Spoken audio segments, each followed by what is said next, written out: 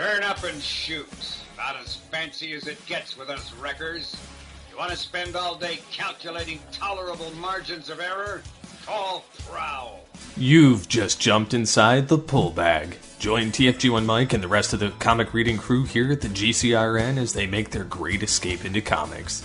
From DC, Marvel, IDW, Boom Studios, Zenoscope, and more, we have everything you want to read right here. Transformers comics? Yeah, we cover that. He-Man? Yeah, sure. DC superheroes like Batman, Batgirl, Nightwing, and Batman Beyond? Yep, we have those too. How about TMNT from IDW and I Hate Fairyland from Image Comics? Yeah, we have all that here. Plus, so much more. It's all inside the Pull Bag here on the Geekcast Radio Network. So without any further ado, it's time to talk about the comics we are reading right now here inside the Pull Bag. Don't worry, there's lots more death in Lost Light for you to enjoy. Okay, well, I knew that was coming. That's a really big cast. For those of you that don't know this, here on my right, Twin Twist and Cup.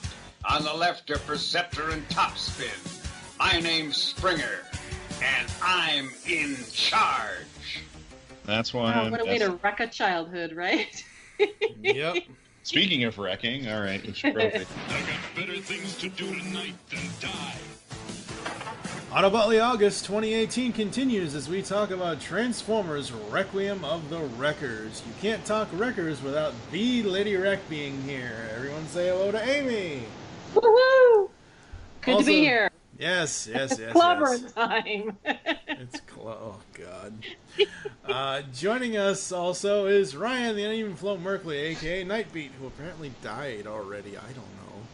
Wow, you get a super cheerful. She gets a super cheerful intro, and mine's like, oh, also Ryan's here. Yeah, whatever. Well, I couldn't find anything to amp up Nightbeat.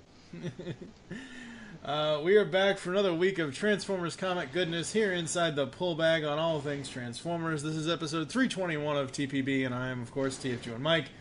Today we explore the final story of the Wreckers Saga. Do. And I will say this right now, folks. You all I read Walking Dead issue number 202 for this. Oh, well. Dang it. Okay, then. I'll say this right now, folks. You all better listen to the entire podcast, because there's going to be a special guest at the end of the episode. Wait. I thought you were going to say because there's going to be a quiz at the end. No. Okay. Wait a second. What? Yeah, who's the special guest? It's obviously Who's the not special me. guest? You didn't even tell us before we started. It's obviously not me because he gave me the shitty intro. You'll just have to listen to it when it goes online. It's a special add-in piece. Okay. No deal. An add-in. Yeah. What is no deal? I don't like hearing my own voice in person, much less on the podcast. You can skip to the end. You don't actually I will give you the timestamp of if I owned a podcast, I wouldn't actually have me on it. Then I'd have to listen to me, and that's a problem. I'm just saying. Well, I have to listen to you all the time when I edit, so it's that's even a bigger problem for me at this point. Yeah, but I'm hilarious to you at least. Yeah, so that's true. How many podcasts have you been on, Ryan? I don't know. It's been a lot now. Yeah. I was going to say, yeah. Of course, these are none that you had to edit, right? Do you think you could get... Oh, no, I used to edit TFYR and some of the other ones. Okay. Hey, Aimee, do you think you could get me a guest gig on some other shows? Get my name out there? I don't know. Come on, have your people talk to my people. Yeah, my people is usually just me. Yeah, exactly. Well, then you talk to you later. Okay. And... talk to me later and see what I can... I'll see what I can do. All right, so Requiem of the Wreckers. One thing I want to point out... Wait, stop. You're ruining my whole thing here. Fine. This is what friends are supposed to do. They ruin everything. Exactly. Just like Michael Bay. Requiem of the Wreckers. Wreck and rule. They've been beaten up, torn apart, betrayed, and had their sins revealed. The few remaining Wreckers are more lost and lonelier than they've ever been, which makes it the perfect time for them to come under fire from an anti-Cybertronian campaigner and an old foe. Remember them fondly, because this is the Requiem of the Wreckers. Yeah, that's the back of the issue. I mean, No shit. I'm just trying to be helpful, you know. All right. Ugh! If I had my passport, I would come up there and beat the living crap out of you. That's fine. I just have you detained at the border. So, one thing I want to point out, the art duties on this, like before we start, are split up significantly. Yes, so it was written by, and then some of the art's done by Nick Roche, unsurprisingly. What I thought was really neat, they get Jeff Sr., who longtime Transformer fans will recognize from the Generation 1 UK days, and the tail end of Marvel US, as well as they get Brandon Cahill back, who is one of IDW's many excellent people. But the art in this is fantastic, and I want to point out, that each one of them has different pages and different segments to do in this. So, I mean, Senior does the flashbacks, which look perfect, especially if you're a longtime fan of Transformer comics. And then Roach and Cahill are just fantastic. So, like most of the IDW stuff, I feel like a broken record, but the art is amazing in all of their books. Yeah, it is. I agree. They have to do top-notch work. We demand a lot. Well, it seems like everybody they find, right? So, Cahill... There have been a few over the years that have been kind of a few missteps, but... Yeah, but especially recently, though, I mean, Cahill I hadn't really heard of before his Transformer work, and I like him. I knew Jack Lawrence from... He did some really old work for Marvel in comics that were pack-ins with pewter figures, including the Punisher. So I knew his work, but he has knocked it out of the park, especially recently on Lost Light. And then there's people like Kizama, who was I shouldn't say just, sorry. Oof, that was a really dumb way to say things. Anyway, she had done fan or DeviantArt work for Transformers before this, and just was enamored. Now she was enamored with Last Stand of the Wreckers, which is the first part of this trilogy we're talking about, and she just kind of got signed on and does amazing work. So yeah, you're right. She's just amazing. So yeah. And rounding out this group, Tom B. Long is one of the letterers. I have nothing more to say about him. He is the best in the business, and Sean Lee as well, who does, and Sean Lee is the lead, but he's also excellent. So, Sean Lee, I know he does other stuff at IDW, but mainly where I know his name from is the TMNT books, and I think he letters almost all of the main ongoing for TMNT, unless it's some sort of special thing or something. Amazing work. There's not enough love out there for letters. Good job, guys. Nope. Yeah. So, who's going to go first? Jeez. I don't know. I got to take the lead. Did we mention the two Joshes on colors? Amy's talked to them before. I've talked that's to true, almost yeah. everybody on this list. Are you kidding? Except the letters, unfortunately, because I just haven't had a chance to be at a convention where they were at, doggone it. Two more. I don't really have more to say about it. Yeah, Josh Burcham is incredible. Yeah. And Josh Perez has... I know Perez... I can't remember what else he does, but I know I know his Transformers work, obviously, which is quite good, so... Yeah. All right, so... Now my mind is blank. I can't remember the other stuff that Josh is doing, too, but he's... Just follow him on Twitter, and he's got... Yeah, I feel bad. Yeah, he's got stuff that he's always doing stuff, so... He's always doing stuff. That is basic. I'm sure that's going to be the next intro Blanchard gives me on a podcast. And he's always doing stuff. It's Ryan. Well, doggone it. Let me hop over to his... So anyway. Exactly what he's been doing. This is part 3 of the Wreckers Saga. We started with Last Stand of the Wreckers. As mentioned in the intro by Mike, they preface it with that, and they also bring up their sins, which, of course, Sins of the Wreckers, which was part 2, which introduced Tarantulas and the concept of Springer as the son of Tarantulas, essentially. Mm-hmm. Yep.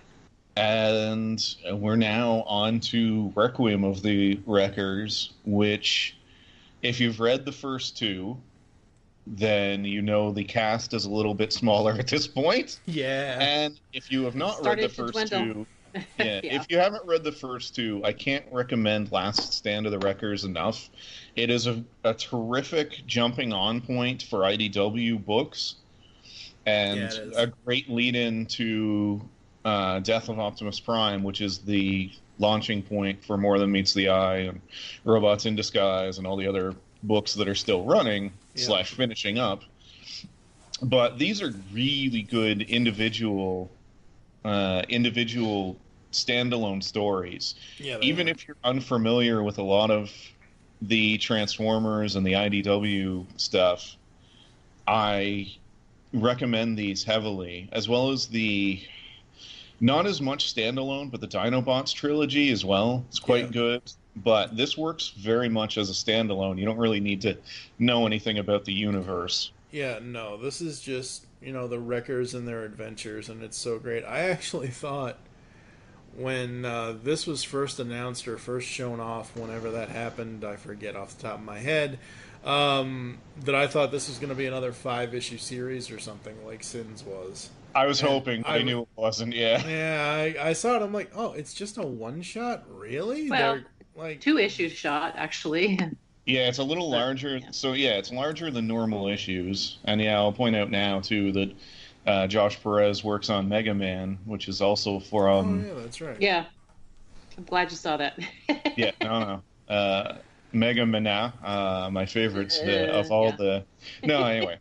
The price tag for this one's a little higher. Don't be fooled. The trade/issue was $7.99 up here. Mm-hmm. Yeah, that sounds about right. Yeah. No, it wasn't. It was even more expensive up here. Whatever. Anyway, nobody cares about my problems with pricing. So, this ended up being basically a 2-shot, or probably a little longer because there's no ads. Than most of IDW's other work. Yeah. But it also makes sense that this isn't a full series because, to be blunt, there's so few of the cast members remaining that it's not tough to focus on everybody in one issue. Yep. So do they have anything else other than just the 3 pages in the back that had like the notes and stuff from Nick? No. So I'm looking at it now, and I think there's 3 pages. Yeah, it's just the 3 pages of notes from Nick. There were no other actual ads. On Comixology, it was originally listed at $4.99 here in the States, and now apparently it's still on sale for $3.99. Nice. Oh, that's good. There's the usual IDW ads in the back, but I don't generally, I don't really count them. Yeah, it's not the same as the IDW Marvel or DC stuff where they break it up. Yeah. And IDW is not a company that will put ads in the middle of books at all. Thank heavens, because it's really frustrating when they do that. I hate that. Yeah. They don't do that. In IDW, you're not going to get that problem. It's not going to be an interruption in the middle of your book. I mean, that's only in the print issues that happens. Like the digital issues, I don't think Marvel and DC does that either, because I've been reading the new Tony Stark Iron Man, and I've been reading a couple other things. So digitally, they don't. Print-wise, they do. I have, I can't do print anymore. Yeah. I just can't.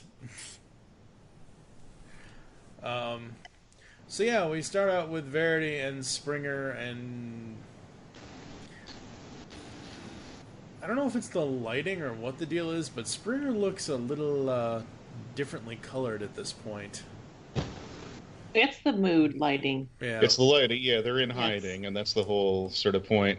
So previous to Sins of the Wreckers, Verity and Springer have stayed on Earth, and they just kind of monitor what's going on, despite the fact that Springer in particular didn't really want to.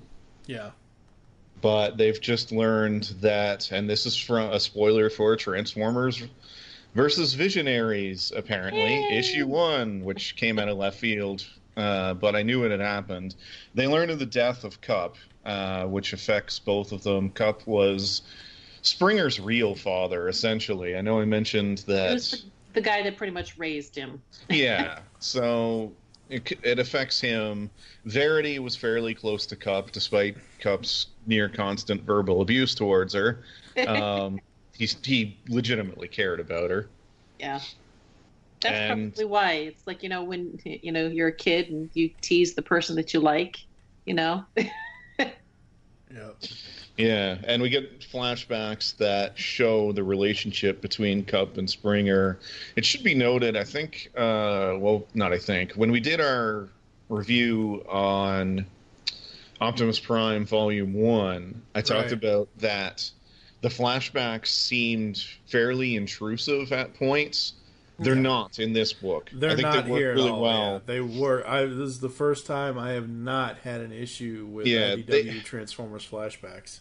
Well, they also set the mood really well to what's going on at the moment. And I found some of the Optimus Prime stuff was just sort of in there to get through certain storytelling pieces. Mm-hmm. Which, again, I have a real hard time knocking it because Barber does such a good job with that. But I read this and see how the flashbacks are used by Roach, and it's really well done. So it feels like it slides right in when you need it and goes right out when you're done. I mean, it's really seamless. Okay. It feels like. Okay, thank My you. mind went somewhere else. Anyway, we got back to the issue. Okay, so with the flashback part of this, the first part, is it just me or does Cup look like he's on his last Energon cube? So it's a throwback to Spotlight Cup, where he had the super old-looking body that was broken down, and he refused to upgrade to a new one like everybody else. Yeah. Well, that makes sense for the continuity of it, too, because this is supposed to be in the past. Yeah. Technically speaking, that works really great for his character. He didn't really get the upgrades until after his... Yeah, so it's a callback to... Yeah. It's a callback to that, and good continuity.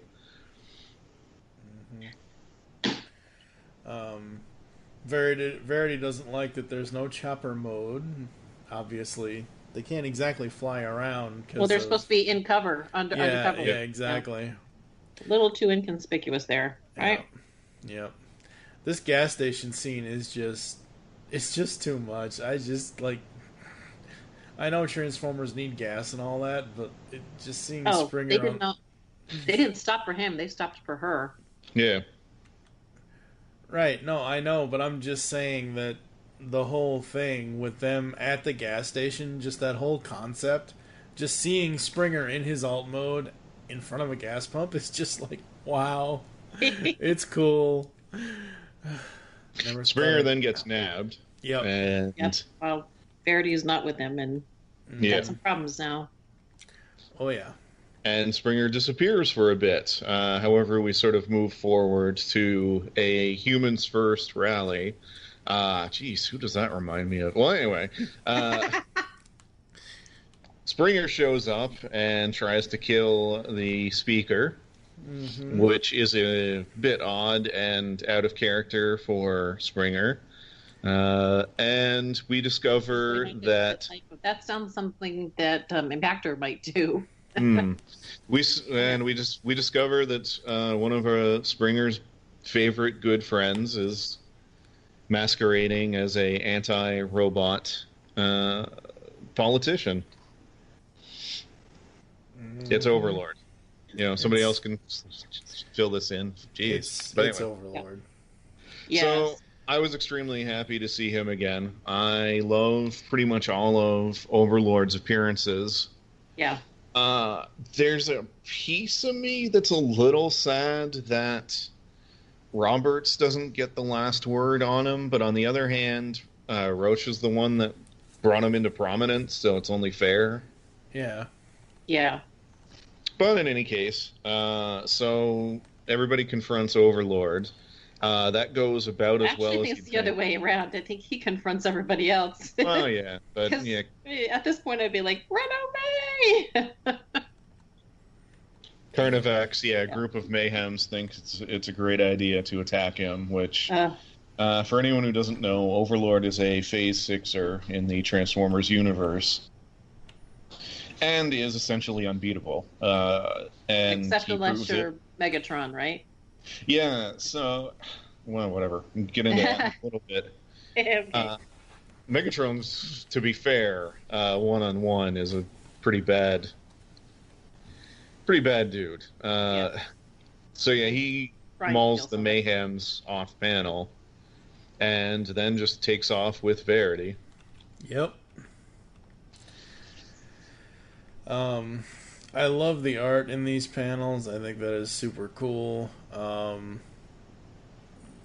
It's been a year since we did Sins, I think, or so. I forget when. It's been a while. I Yeah. wish they I understand things happen in people's lives and things like that, but if they were gonna do this trilogy, I knew it was a while between Last Stand and Sins, but did it have to be so long between Sins and this? Because Yeah, because a lot of stuff happened. yeah, No, my point is that I think it had to, because there's a lot of other stuff and other characters going on. Like I mentioned Overlord, and they pretty much had to have the reckoning / meeting of Megatron the Autobot and Overlord before this, right, yeah, Yeah. as well as Okay. some of the other stuff that was just set up, not to mention the things with Cup. I mean, I think it ended up making this book stronger that Cup was gone, which disturbs me to say because I love the character. But anyway, Yeah. go ahead. I kind of want to say that I think, and maybe I'm really not sure. Maybe it'd be a good time for me to, somebody ask Nick or whatever, because this seems like this was announced. This book was announced, and then a month later, we also found out that things were also going to be that they were going to wrap things up. Yeah, So I kind of get the sense that the reason why he wrote a 2-issue is because he knew it was going to wrap up, and this was his opportunity to wrap things up. The story that he had started, knowing that this might be the end of the last time he's going to get a chance to do that. Yeah, so why don't you just call your best buddy Nick? I mean, I obviously can't. I'm not even important enough to get a decent intro, but stop. Jeez. That's all you, Mike. That's all you. I'm not going to touch that one. No, it'd just be interesting to be a fly on the wall to see how some of this stuff kind of unfolded. How long did, from the time that he was told, hey, guess what? We're wrapping things up, to the point, to the time where he said, okay, this is what I came up with for the wrap up for the Wreckers. I just wonder about some of that, how that timeline goes. It's quite interesting. And speaking of which, we get a little bit of closure on Carnivac and his squad in the next page. Who are now all deceased. But anyway, Impactor. Ending, so people are gonna die. Till all are dead. Fun. Yeah, basically. So Impactor picks up Springer at this point. Overlord brings Verity back to see the guy who's pulling all the strings. Tarantulas, yeah. Yep. Nice touch, by the way, that... Now, granted, they mention it later on in the book, but Tarantulas was the spider we saw at the end of Sins of the Wreckers. Yes. Right. Yeah. So he was, keeping tabs on everybody the whole time. Thought that was a nice touch that they answered that question. Same with, previously it was Streetwise at the end of Last Stand, and that was confirmed in Requiem, or Sins. Bleh, this is Requiem. Yeah, what I love about this is when they go to basically give the origin of how Springer joined the Wreckers. I think that's cool. And this whole thing with him and Impactor and all that's fun. I love the art on the page where he's like, do you know how violated you feel after your body is forced to change from one mode to another? And his new power, the way that the art's done on Springer's face, I'm like, wow, I've never seen that character look that way before. That's kind of cool. And we also get to my favorite part in both these issues and this book, and that is the delightful interplay between Overlord and Tarantulas. Yeah. I love Overlord. And Tarantulas is a moron for working with him because the inevitable occurs. Mm-hmm. I mean, as soon as you saw Overlord and found he was working for somebody, you knew whoever that was going to die. Yeah. He's not the most stable guy. Yeah, but you also have to look at the fact that Tarantulas has been pretty much working on his own for so long. He doesn't make the best decisions. No. Overlord's a terrible employee, though. I mean, he pretty much always... totally go postal on you. Yeah, he's going to kill the boss, or try to kill the boss at some point. That's really his M.O. And much He'll like... tolerate you to a point until it does not further his means anymore, and then that's it. All deals are off. Much like his appearance in the final act of More Than Meets the Eye, where he teams up and then completely undermines Tarn and the DJD, which was delightful. He does the same here, but not quite yet. We get another flashback to... Well, actually, yeah, this is the flashback Mike mentioned. Yeah. And we jump to Springer is displeased with Impactor. Surprise, surprise. This is the best scene. I really like this. It's like, this hey, is cool. Punch him in the face. Yeah. So Impactor picked him up and took him to the Mayhem HQ to basically fix him because he got knocked pretty good. He was the only survivor. He was the only survivor of the little smackdown between Overlord and the Mayhem squad. So, yeah. Only because he didn't attack, because he was brainwashed. Yeah, pretty much. He was just like, Overlord, boom, knocked to the face, and you're out for the count. Boom. Yeah. So then we finally get Tarantulas' plan, which is to go back in time and nudge events. And we find out why Overlord was working for him, which is to go back in time and try to beat the shit out of Megatron again. Yep.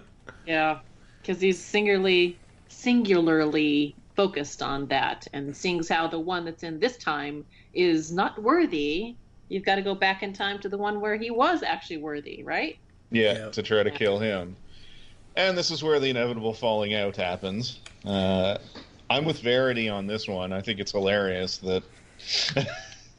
I mean, they're two sides of the coin. They're both completely consumed with one person, but in very different ways. And Overlord's focus has always been even more unhealthy. Overlord's focus is just unhealthy to everybody around him because he's the strongest being in all of IDW, seemingly. Yeah. Pretty much, yeah. But one of them. Yeah. I mean, he's a walking planet destroyer, so... Yeah. So that goes about as well as you'd think for Tarantulas here. He gets roughed up. Yeah. Overlord gets roughed up pretty good, too. Because Impactor's like, damn it, I was trying to get the same eye as last time. Well, he hits him in the eye again, but... Yeah. He just kind of shrugs it off, as usual. Oh, yeah. And Overlord can sustain some pretty major damage. But yeah, Impactor and Springer intervene. They fight. It does not go particularly well. No. The Springer and Impactor end up separated from everybody. Yep. And taking on Overlord by themselves, yeah. Yeah, great idea there. We got more flashbacks to another personal favorite character, which is Prowl the Prick. Mm-hmm. At least he's not flipping tables in this issue. No, that's true. They should have found a way to throw that in. I know, right? And I really liked... So the next sequence is a reimagining / reversed role of what we were told happened on Pova, which was... Impactor fires through Springer to take the Decepticon Mayhems by surprise. Mm-hmm. Here we have the reverse. Springer fires through Impactor, killing him in order to stun Overlord. Yep. And by stun, I mean it basically just knocks him off his feet and he gets back up anyway. It doesn't do too much other than knocks him out of the way for a bit and gives him a few seconds more to run. Yeah, that's pretty much the most anyone's ever done to the guy. I mean, Fort Max pummeling him when he was incapacitated, even that just brought him down to a knee. So yeah, it takes a lot to hurt the guy. However, we learn what Springer's plan is here, which is really smart, might I add. Mm-hmm. And probably the one few things that they could do to stop Overlord, to be honest.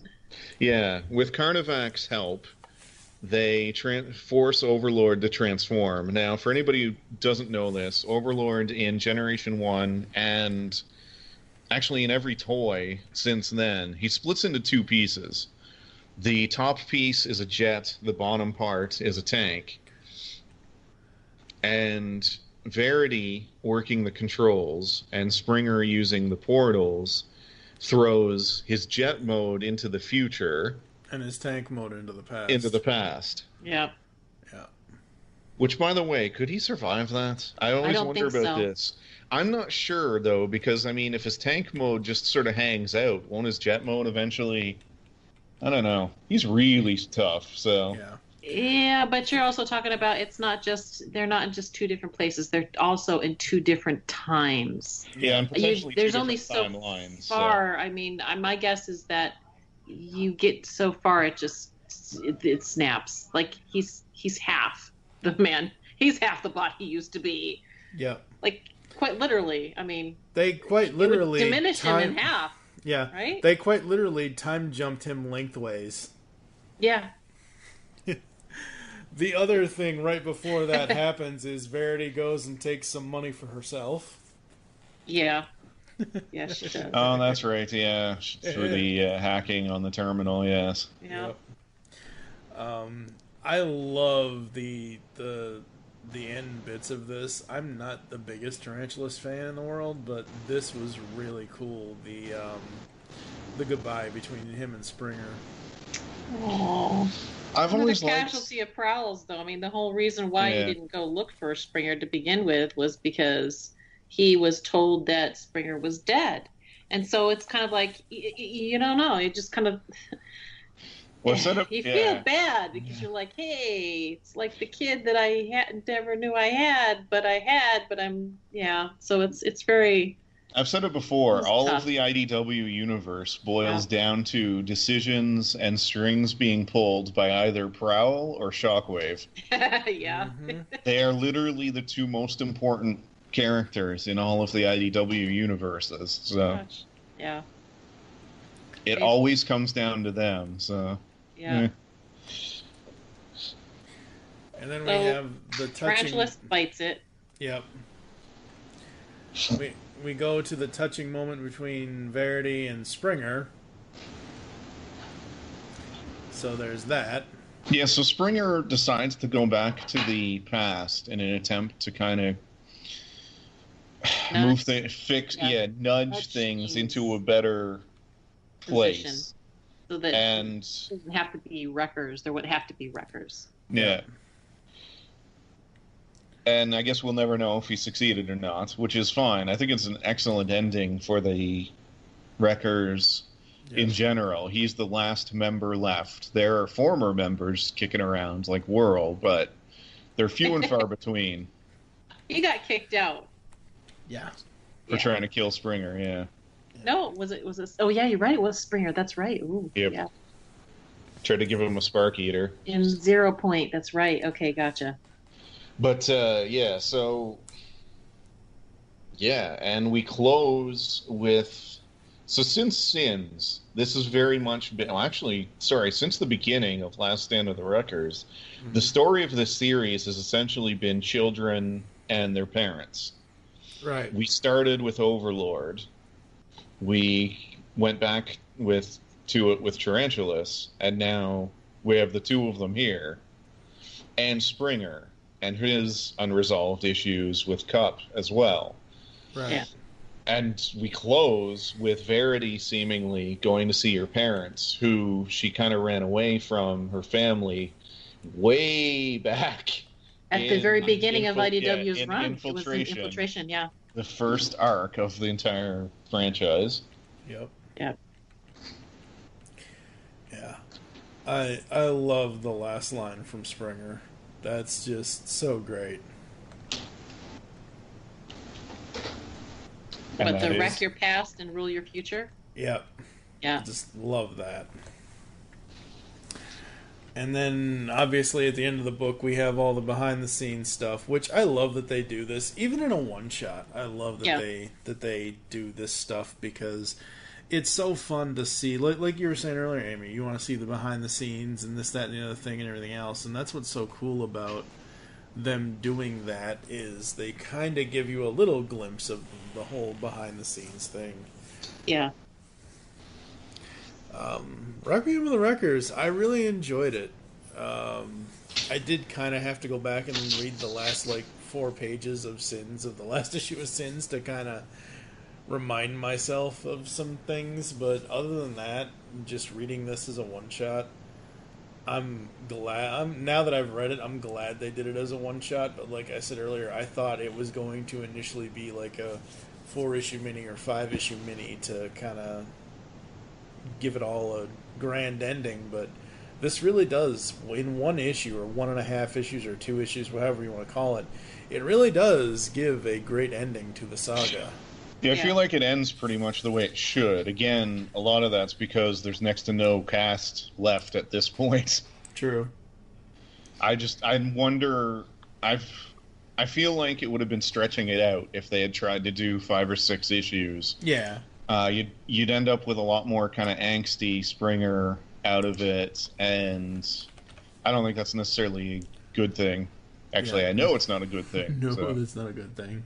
No, they left it in a really good positive light, which kind of makes you feel hopeful for that he will maybe find some sort of, I don't know, place in the past, you know? Yep. So, or at least find some peace for himself, or... Yeah. After everything, I mean, because he's at the beginning of this, he's still kind of reeling at the revelation of everything, which is understandable. Who knows how much time has gone by, but Verity is definitely the right person for him to be paired up with. Maybe he can go back in time and prevent the IDW crossovers, so Cup doesn't go into Visionaries issue 1. Maybe. Don't open this letter. Don't open this transmission until blah, blah, blah, blah time. Don't start a new Mask series. It'll get canceled. Oh, anyway. Oops, too late. Darn it. He failed. Shoot. Yep. But no, I absolutely love this. I thought this was great. Art is interesting on this because this is so different. Like, that's one thing about doing Autobotly August the way we're doing it this year, folks. We're covering so many different books this month and so many different parts of the IDW Transformers universe that all of the art is so different and so cool and so interesting. It's not just the same thing over and over. You know, you've got Aimee, Nicole, and I doing the Windblade stuff with Till All Are One and Distant Stars and all that. Ryan and I are doing Optimus Prime and Lost Light. You know, and this is especially special, I think, this final chapter. I think the reason why it's just so satisfying is the fact that we get a lot of we've gotten a backstory of all of the characters too. I mean, Verity's been around for the longest time, pretty much since the first issue that we saw. I mean, I think issue 0 of the IDW run had her in it. Yep. So it makes sense that since this is kind of the wrap up the Wreckers and she's kind of been tied with them, that it would have a satisfying ending for her. Oh yeah. That was really, I have to say, I had a really hard time getting through these 2 issues because I've gotten emotional about other stuff before, but this one was just above and beyond. I was just like, every single time I turned a page, I was like, ah! Or, the one panel that you have Springer and Verity hugging, it was just like, ah! I had a hard time not crying at that because that was really, really good. Yeah, it was. All right, so we have to do this because it's just the way it is. What would you rate this, Aimee? I'm 0 gonna to go. 5. I would go 5. I know it's my sentimental side, but you get a wrap up of the characters. There's some finish to it. It's just so good. No, it's mostly in English. I didn't see any finish. Oi, That's funny. Ryan. What? That's funny. There's so much I want to say, but what it comes down to, it was so satisfying. It was so satisfying. So Absolutely. it was the story that I didn't think that we'd ever get, that I didn't know I wanted until I got it, and then I was like, I'm glad we didn't end at Sens. I'm glad that we did one more 2-issue arc here that gave us the last of it. I mean, I will be happy every single time they announce anything Wreckers. So, but this is a high standard. The next whatever they decide to do in IDW world after this year, they have a high standard to keep, because this is pretty excellent. And if it doesn't get to this level, I just won't like it as much. Yeah. What about you, Ryan? 5 out of 5. If it was individually, I'd probably have to rate it maybe a bit lower, but not much. Yeah. And it's more than the sum of its. Sorry, it is the sum of the. Damn it! It's the sum of its parts is much greater than the individual ones, and I think of the 3, Last Stand is still probably the best individual story, but that's also a high watermark. I would say it's the best individual trade of the Transformers series, period. IDW, Marvel UK, whatever. Because I own them all. But I would definitely put it at the top. But as a trilogy, that just works really well. And I talked about it a little bit when we did Lost Light, Volume 1, that it's pretty rare that you get an actual ending to comics. It's happening more and more now as we see independent books finish up. But the fact we got a pretty much self-contained trilogy with ridiculously high quality overall is really impressive and nice. And yeah, I can't give it anything less than a 5. Yeah, same here. 5 out of 5. I absolutely loved it. I thought it was fun. I thought that the story basically is the best bookend that they could give it, where it isn't wrapped up all nice, neat, and in a little bow. You do have a conflict in this story. You do have an actual story here with moving parts that are going on around Springer and all of that, and Overlord and Tarantulas and everything else. And you also have basically the wrap-up with, even though bots have died, you still have basically a robot and his human friend basically, leaving each other on great terms and, hugging it out. And, she's going back to where she started with her parents, which is great. This is probably one of, if not the only, Transformers comic stories with humans in it that I actually did not mind the human. Yeah. Well, that's because she's a real person that has, even from the very beginning, she's been running away from her life to go hang out with the Transformers. I got the real sense of, this is a conversation that both her and Springer have had a lot. Because you find they don't say it per se. They kind of hint at it. They just say, she would not, if they hadn't gotten the array, they wouldn't have been able to find her tie to her human life here. And the fact that Springer gets kind of the only wrap up that he's had in his past with people he's connected to is her. Yeah. He didn't get a good wrap up with anybody else. Impactor's dead. Cup he didn't even get to talk to.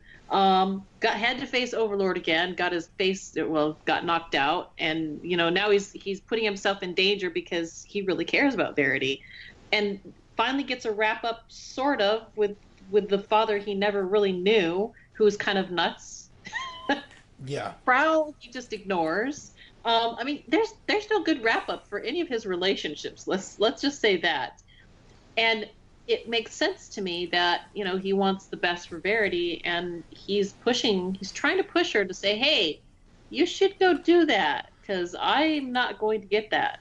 And I like that there's just kind of like the contrast between the different characters and some of the emotional fallout for some, and what other characters go to because of that. It's just such a really well told story. Yeah. What else to say? I mean, we can sit here and gush for the next couple hours over this. But yeah, it's just there's so many good things about this. Oh, look at the time. Well, that's it for this episode of whatever it was.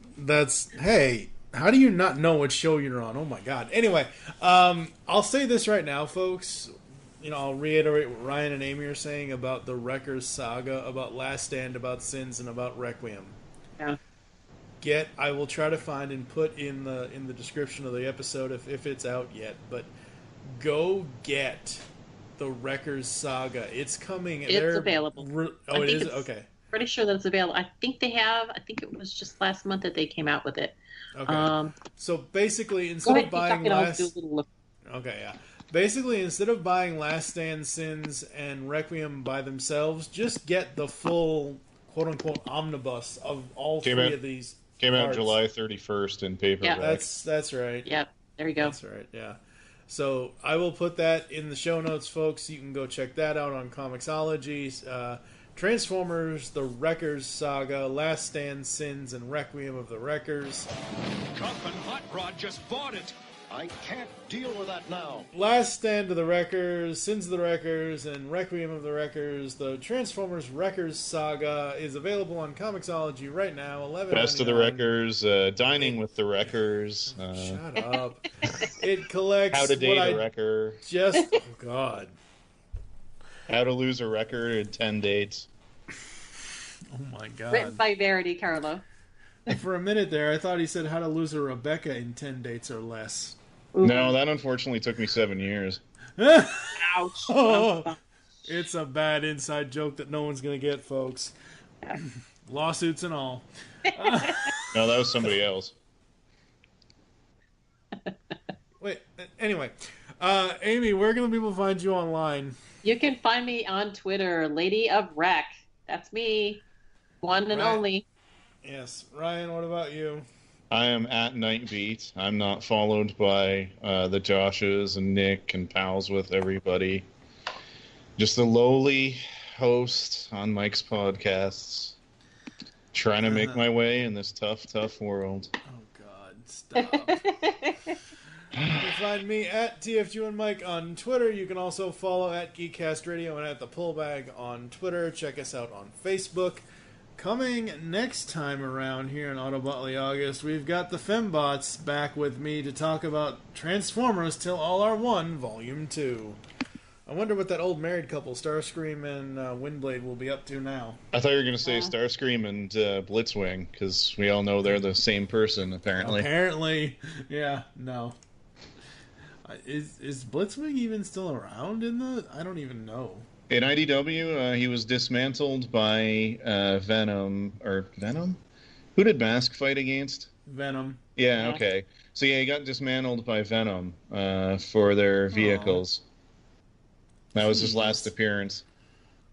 Darn. That's Why do I know all this stuff off the top of my head? What is wrong with me? Anyway. There's nothing wrong with you. You just have a really good memory. Whatever you say, Jeff. So... Until next time. Wow. Alrighty then. Make your great escape into comics, and we will catch you next time here inside the Pull Bag. So your mission is wreck our past, rule your future, and be better. Springer out. You've just heard the latest episode of The Pull Bag, the GCRN's first comic review and discussion podcast. There are several ways to get in touch with us and leave feedback for the show. You can visit the website, geekcastradio.com, where you can comment on the episode and all of our different podcasts. You can rate and leave a review for the show on iTunes. Be sure to leave us feedback. Become a fan of us on Facebook. Facebook.com/thepullbag. Send us an email, feedback@geekcastradio.com. Follow us on Twitter @thepullbag and @geekcastradio. So until next time, make your great escape into comics and unleash the geek in you.